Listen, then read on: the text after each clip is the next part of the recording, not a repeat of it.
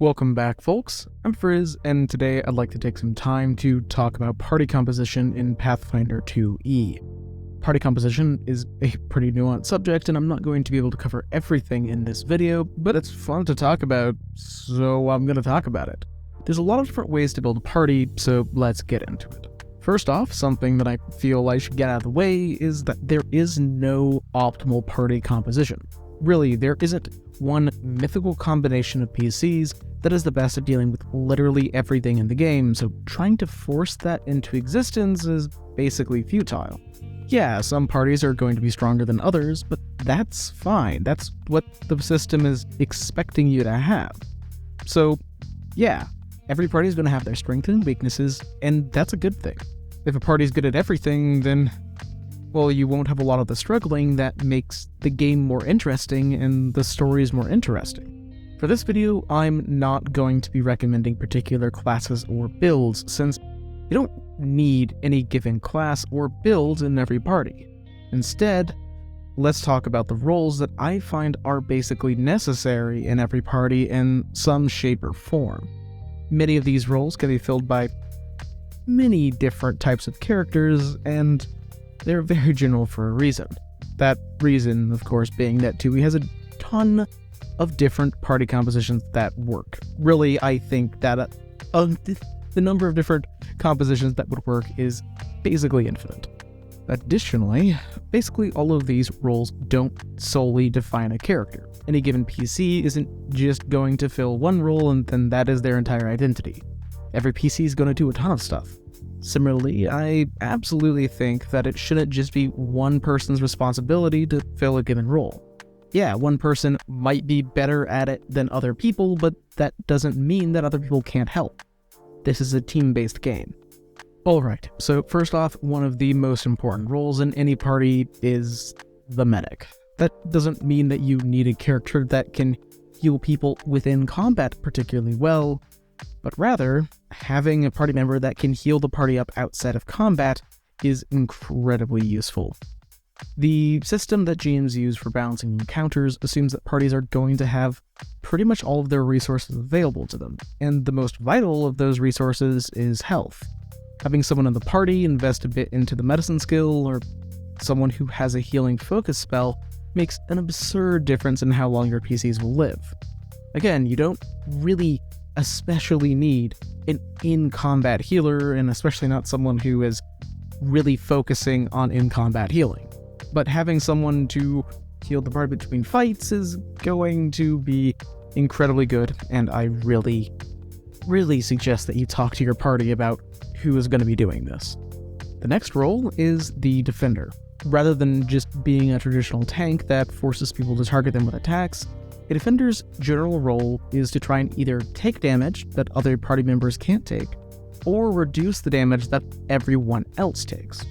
Champions are the obvious example of this role, but basically anyone with good melee attacks, a good constitution, and some way to hit people on the enemy's turn can be a defender. After all, someone isn't going to run away from you to attack your squishy casters if it'll get them stabbed, now will it? Something else to mention is that being a defender is a group job. Sometimes different PCs will handle different combats better, and having a good buff from someone can make the job of being the shield at the front a lot better. Plus, another important thing to mention is that really the fastest way to have people target you is to stop them from doing what they want to do. So stuff like tripping or grappling is a good way to make a target out of yourself. The next role that is really important is the striker. Despite its name, strikers don't just make strikes.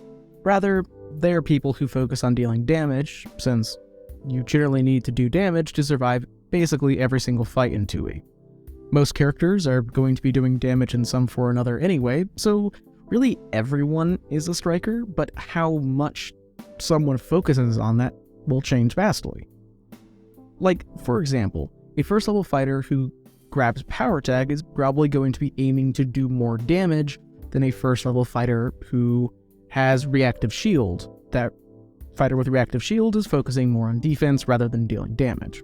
Basically, if someone has invested everything into doing tons of damage, whether that be in melee, at range, or with the spells, they're the type of characters I'm talking about.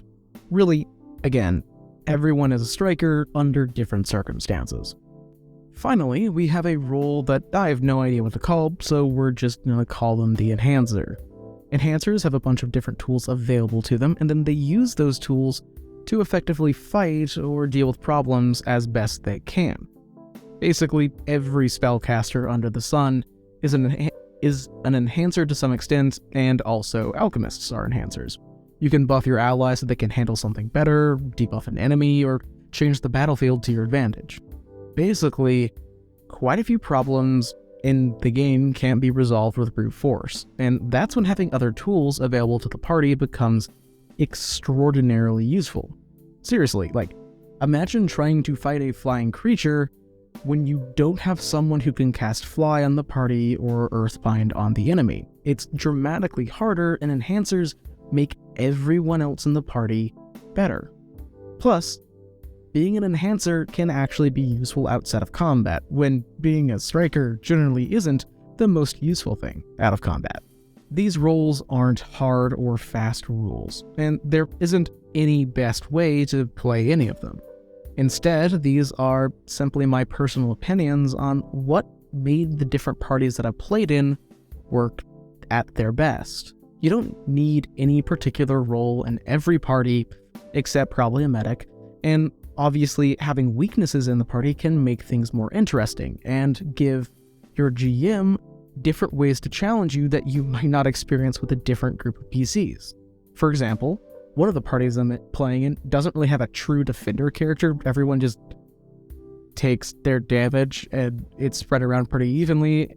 And another group I'm in has nobody who has good thievery, which makes locked doors interesting.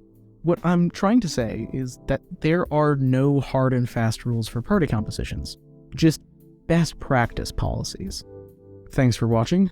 Party composition is a fun thing to talk about, and while it isn't something to stress over a huge amount, there is a pretty big difference between a coordinated party and an uncoordinated one. Also, I'm sure that I've missed something, but I like my videos to be pretty bite-sized, so there's not a huge amount I can do about that. If you can think of something that I missed, or if you believe that there is something that I can improve on, let me know in a comment down below. While you're down there, you can also subscribe or join the channel, I guess. Joining as a member is the best way to support me to continue making these videos. Regardless, until I see you next, live a wonderful life.